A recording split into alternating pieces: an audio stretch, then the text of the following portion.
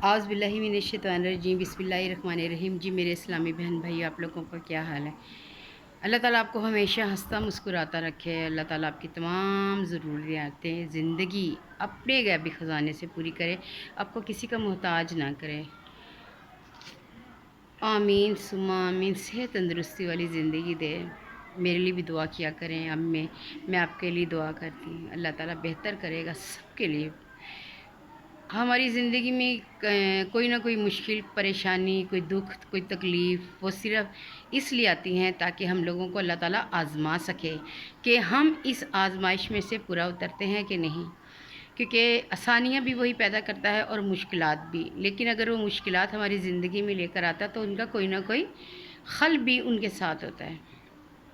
और अल्लाह ताला देखता है कि कौन दुख में और परेशानी में मेरा ज़िक्र करता है और मेरे साथ रहता है और मुझे पुकारता है।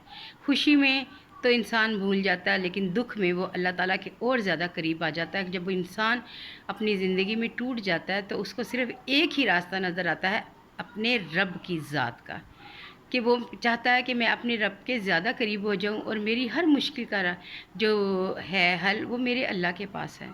अगर आपका कोई काम नहीं हो रहा, आपको मुलाजमत का कोई मसला है, कोई औलाद की परेशानी है, कोई आपके घर में ऐसा मसला है कि जिसकी वजह से घर में लड़ाई झगड़े या आपस में रंजिशें पैदा हो जाएं, तो आपके बच्चों को कामयाबियाँ नहीं मिल रही, आप घर का मसला है, तो ये देखिए, ये बाबरकत महीना है रबी अव्वल का। आपने इस बाबरकत महीने में किसी भी नमाज के बाद आपने या नूरो या मुबीन, या नूरो या मुबीन 100 मरतबा आप लोगों ने पढ़ना है और अपने रब से अपने ख़ास मकसद के लिए दुआ करनी है।